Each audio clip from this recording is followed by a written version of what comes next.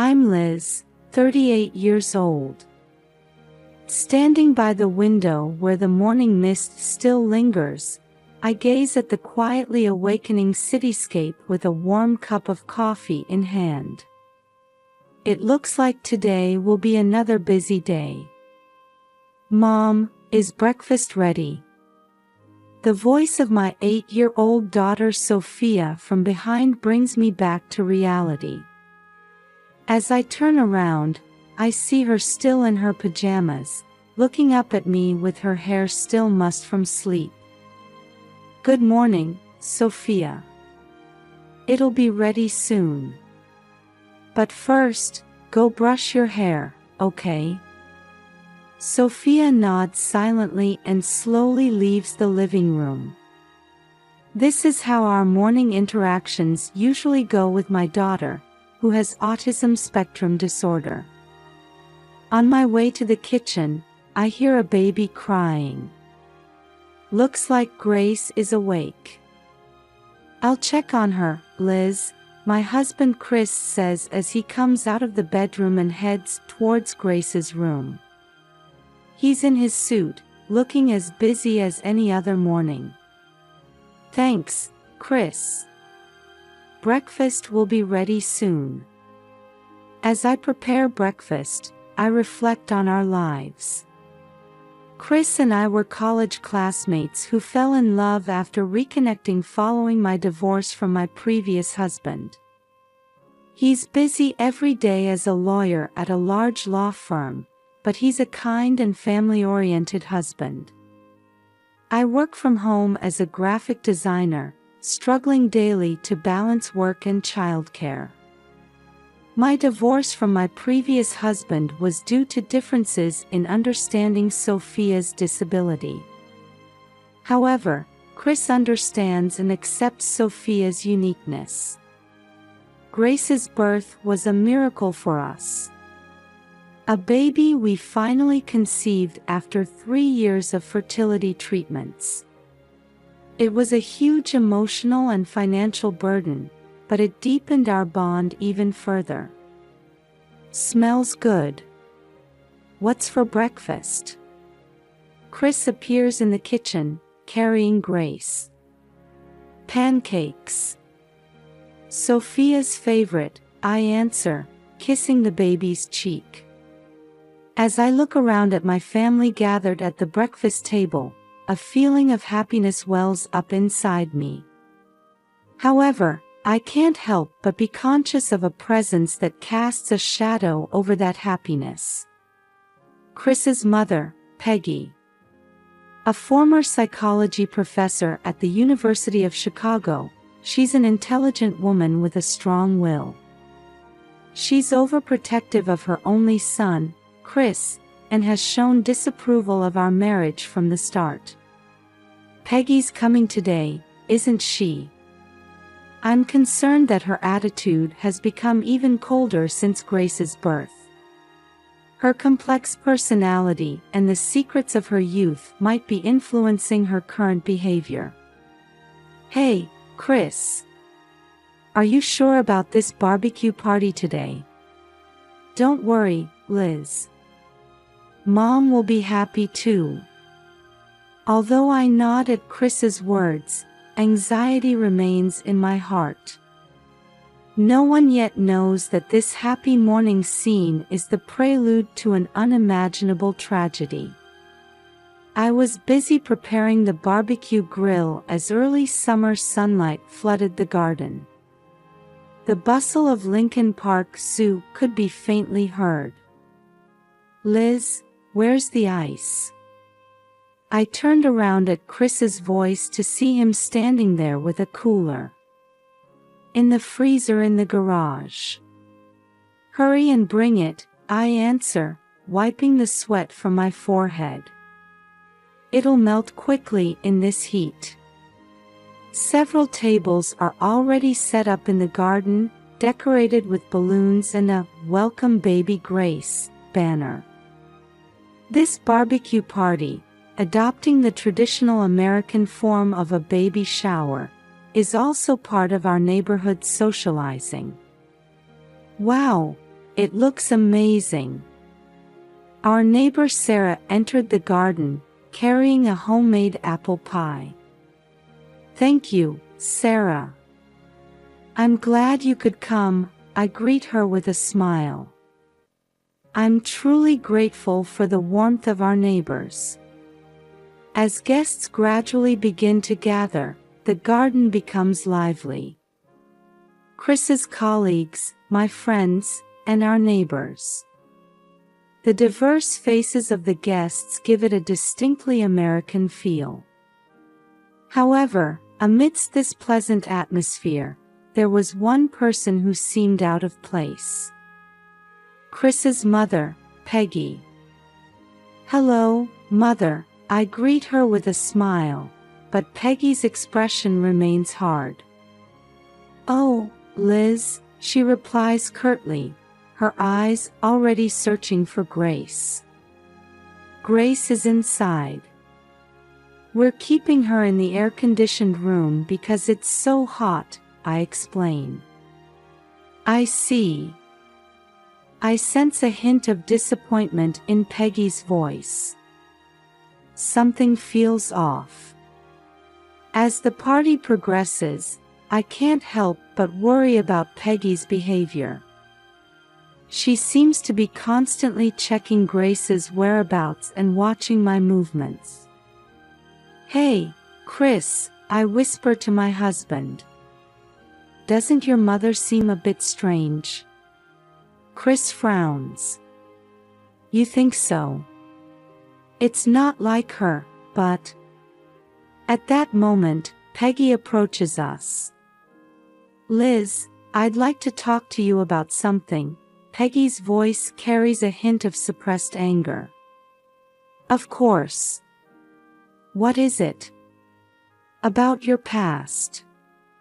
Peggy looks around before continuing in a low voice.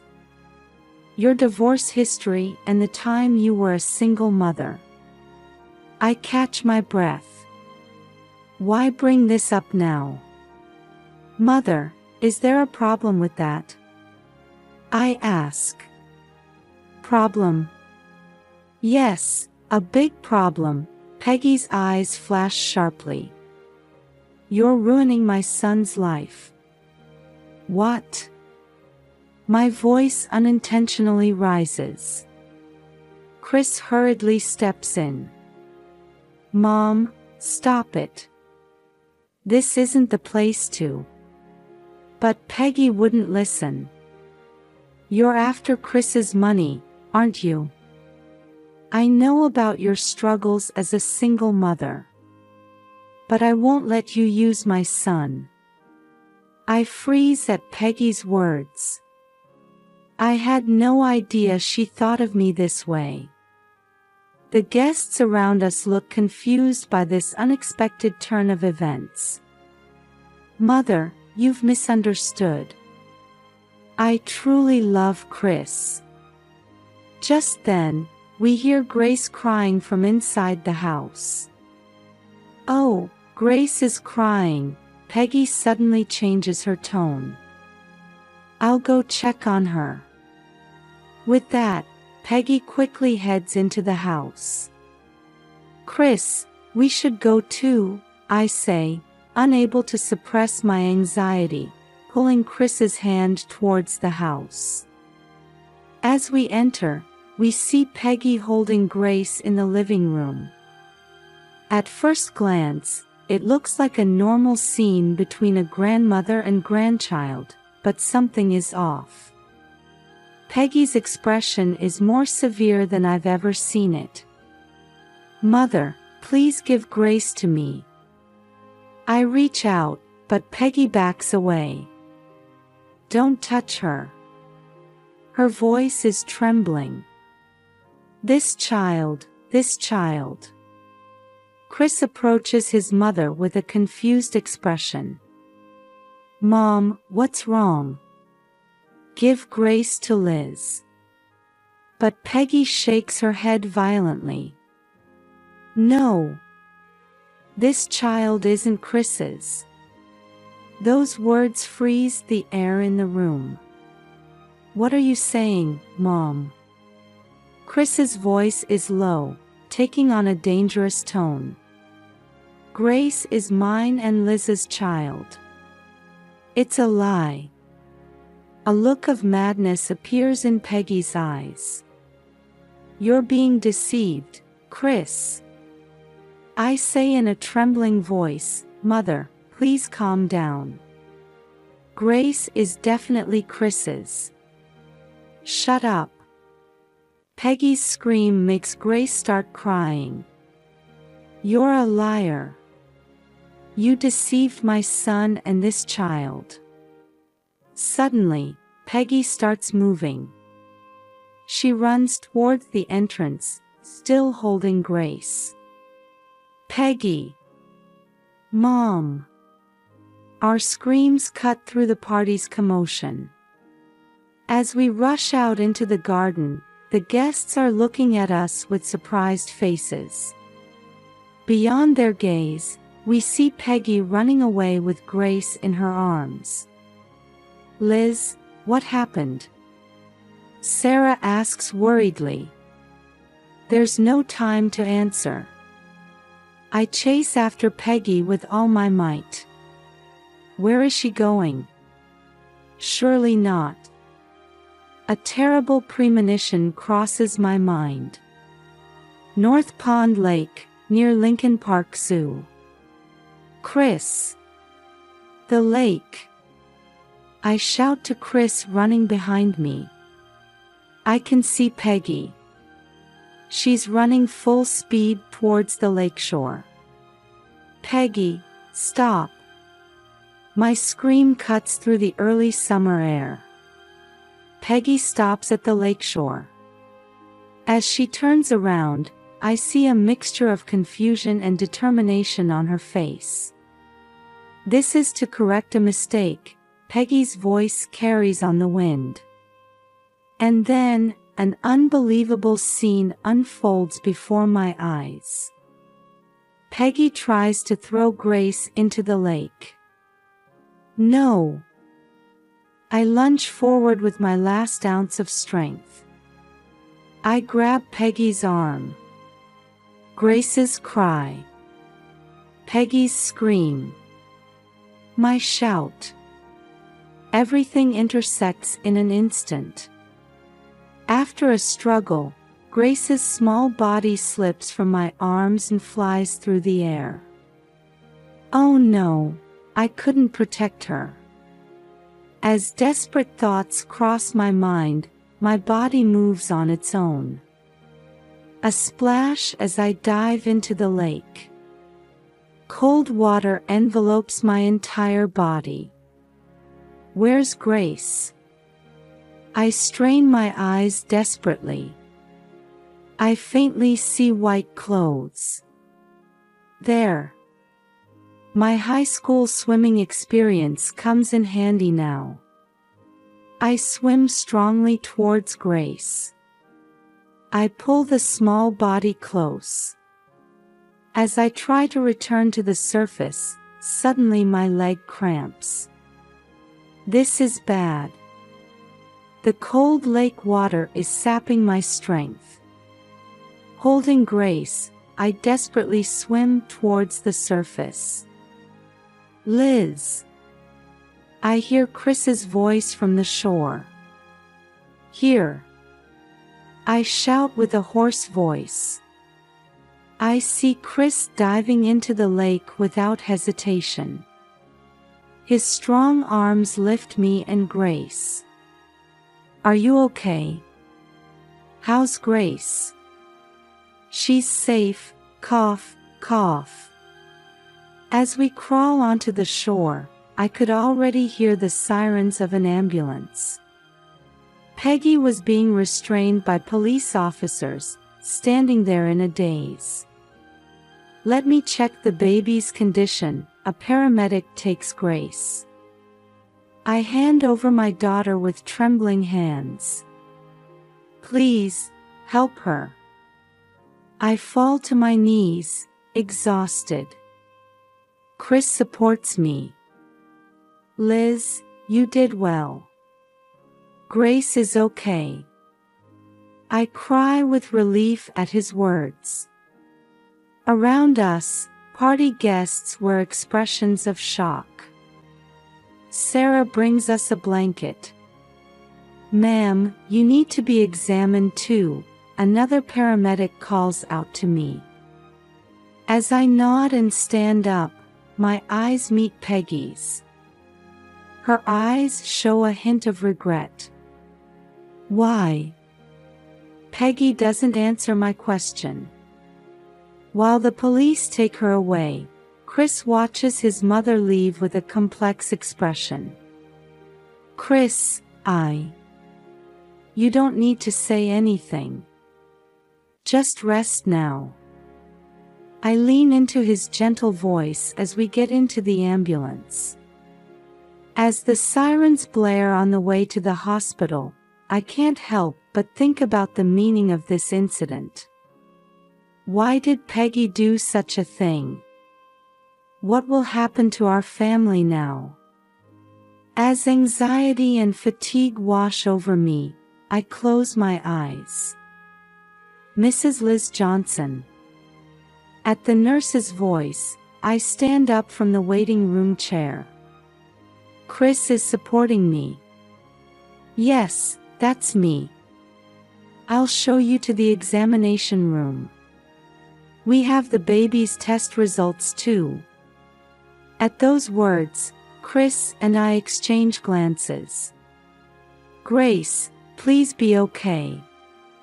As we enter the white-walled examination room, a young female doctor is waiting. "Hello, Mr. and Mrs. Johnson.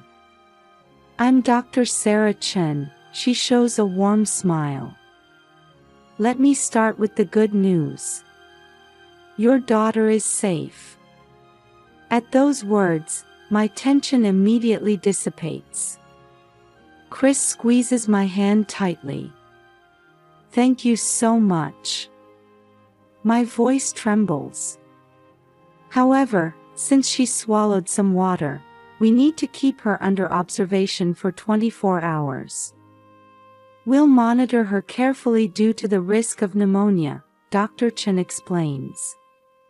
Chris asks with a serious expression, "Is there anything else we need to be careful about?" "The risk of hypothermia has passed, but please be careful to keep her warm, at least for tonight. Also, we need to watch for stress reactions after the near-drowning incident." Dr. Chen adds gently, seeing our expressions, "Don't worry. Grace is a strong girl." Next, the doctor turns to me. "Liz, about your test results, fortunately, there are no major issues. However, you're showing symptoms of acute stress disorder." Acute stress disorder. I repeat the words. "Yes. There's a possibility it could develop into post-traumatic stress disorder due to this incident. I recommend counseling." Chris quietly says, "We'll make sure she gets it." Dr. Chen nods and starts writing a prescription. "I'll prescribe these medications. They're sleeping pills and anti-anxiety medication. Please use them appropriately." As we stand up, Dr. Chen adds, "Oh, and the police are here. They want to talk to both of you." Chris's expression clouds. "I understand." As we step into the hallway, a uniformed police officer is waiting. "Mr. and Mrs. Johnson, may I have a word?" Chris steps forward. "My wife is tired. No, Chris," I place my hand on his arm. "I'll talk too." The officer nods and guides us to a small room nearby. "Please tell me about today's events in detail." Chris and I take turns explaining everything from the barbecue party to the incident at the lake. The officer takes notes, occasionally asking questions. Peggy Johnson is your mother-in-law, correct? Yes, Chris answers. My mother, she's been acting a bit strange lately. In what way? Chris hesitates before slowly beginning to speak. My mother had a secret. That I was adopted. I look at my husband in surprise. Chris is adopted. The officer frowns. How does that relate to this? Chris lets out a deep sigh. When my mother was young, she had an unwanted pregnancy. That child, me, she gave up for adoption. A heavy silence falls over the room. And that relates to this incident, the officer prompts. Yes, Chris nods. My mother had been carrying this secret for years. And when we had a child, I take over from my husband. Peggy convinced herself that I was deceiving Chris. That Grace wasn't really Chris's child. The officer nodded in understanding. I see. Peggy Johnson is currently undergoing a psychiatric evaluation. The next steps will be determined based on those results. As we stand up, the officer adds, you've been through a terrible experience. Please, make sure to rest. As we leave the room, fatigue suddenly overwhelms me. Liz, it's okay now. Let's go home, Chris says. I nod weakly. Yes, let's go home. But, what will happen to us now? With that anxiety in my heart, we quietly leave the hospital.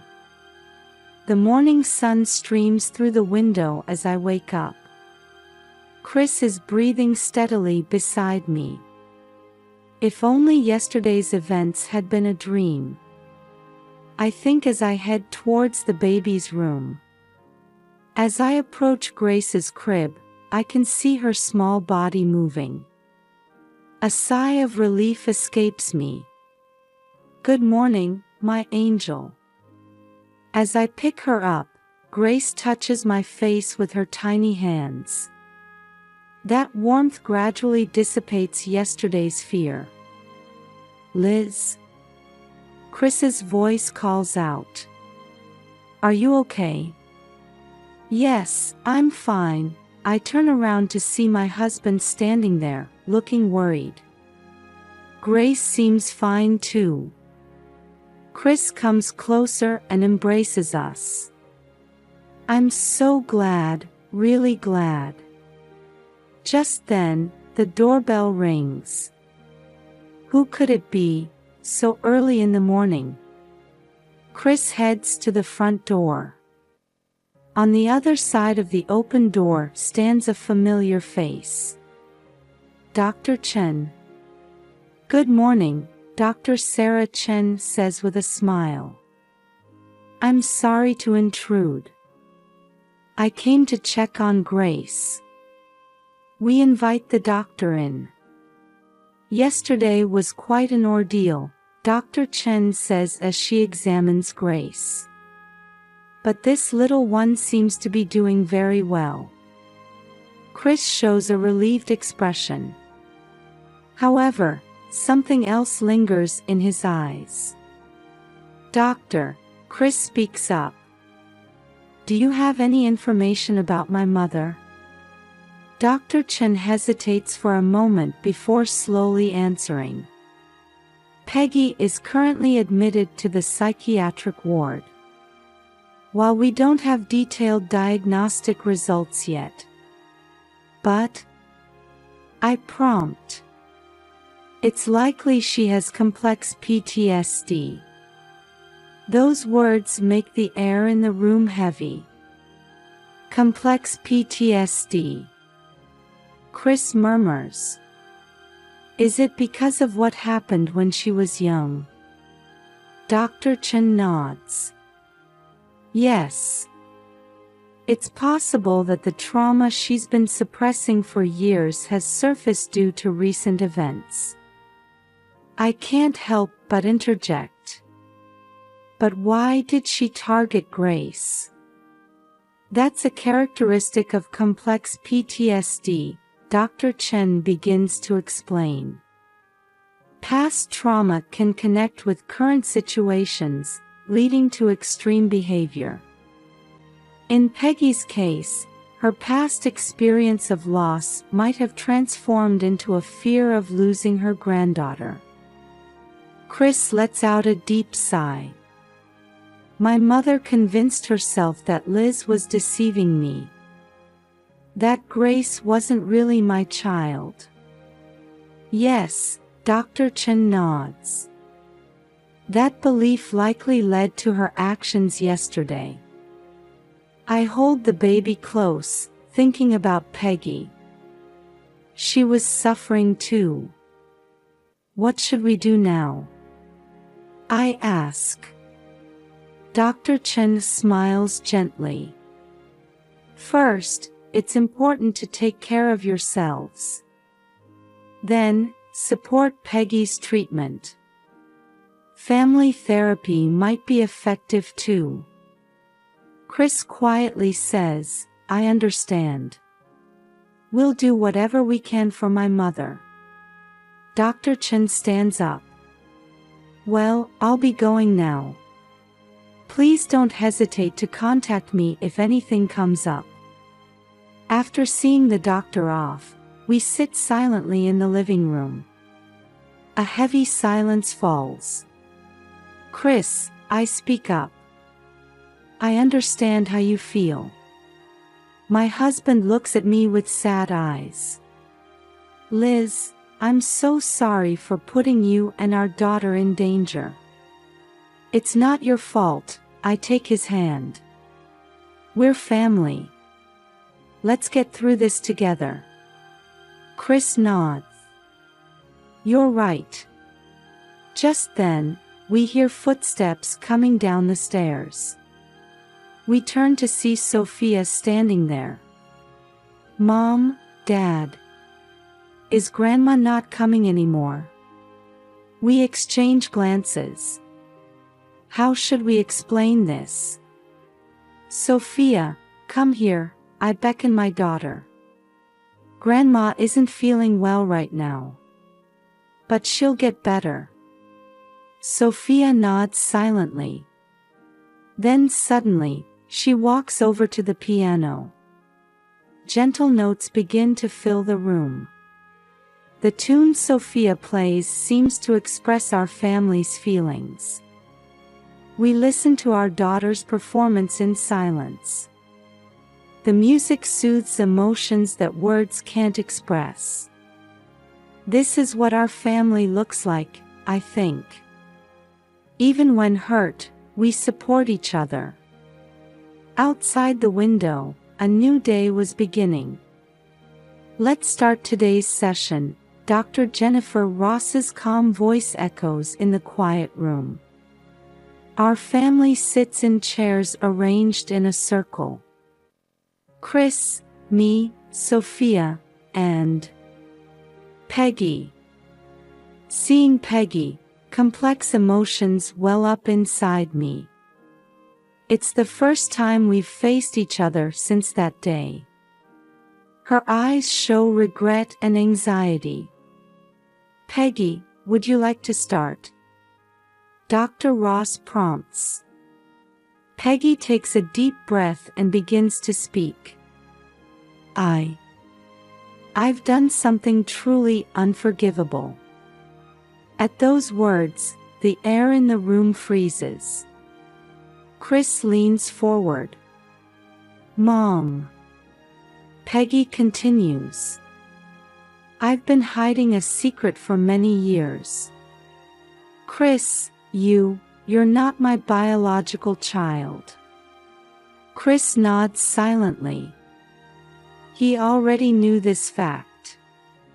"When I was young, I had an unplanned pregnancy. And that child, you. I gave up for adoption." Peggy's voice trembles. "Since then, I've lived with this guilt and regret." Dr. Ross quietly asks, "How did that experience connect to the recent incident?" Peggy closes her eyes, searching for words. "When Grace was born, I was reminded of my past loss. And I was driven by the fear that I might lose Chris." "But why did you think I was deceiving Chris?" I can't help but interject. Peggy looks at me apologetically. "Liz, when I learned about your past, your divorce history and financial struggles, I imagined the worst. I thought you might be using Chris." "Mom," Chris's voice resonates low. "Liz and I conceived Grace after a long struggle with infertility treatments. I never told you about that process." Chris begins to explain in detail the hardships we experienced with infertility treatments. The repeated failures, the days we almost gave up. The days we kept hoping despite everything. "I take over from my husband. Peggy, Grace is undoubtedly Chris's child. She's the fruit of our love." Tears well up in Peggy's eyes. "Oh, what have I done? I was so trapped in my own fears that I hurt you all." Dr. Ross says quietly, "Past traumas can greatly influence current behavior. Peggy, you're now facing and trying to overcome that trauma." In the silence that follows, Sophia suddenly stands up. "Grandma," her voice is small but clear, "I loved the cookies you used to make. Will you make them for me again?" Peggy looks surprised, then smiles through her tears. "Yes, of course, Sophia." At that moment, the atmosphere in the room softens. Dr. Ross says gently, "Family bonds can sometimes be hurt. But by understanding and forgiving each other, they can become even stronger." As the session ends, we quietly leave the room. Outside in the hallway, Peggy approaches me. "Liz, I'm truly sorry," her voice is shaking, "for putting you and Grace in danger." I take a deep breath and look into Peggy's eyes. "Peggy, you were suffering too. From now on, let's move forward together, understanding each other." Hope shines in Peggy's eyes. "Thank you, Liz."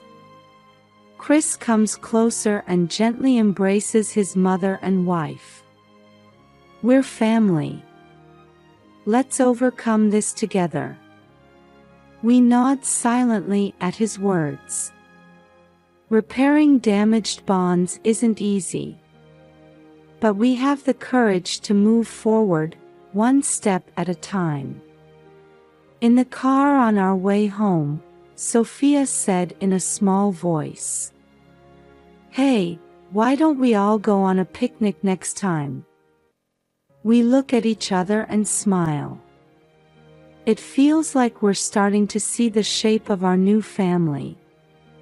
6 months later, a small girl stands at the center of the stage, bathed in the brilliant lights of the Chicago Symphony Orchestra concert hall. Sophia takes a deep breath and sits at the piano. In the audience, we, her family, watch with nervous expressions. Chris whispers, "Do your best, Sophia." I hold Peggy's hand, sitting next to me. She smiles warmly in return.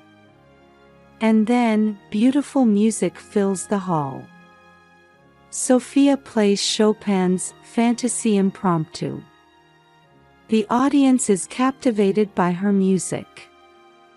I close my eyes and think back on the past 6 months. Family counseling, reconciliation with Peggy, and Grace's healthy growth. Our journey of overcoming difficulties resonates with Sophia's music. As the piece ends, loud applause erupts. Sophia looks at us with a beaming smile.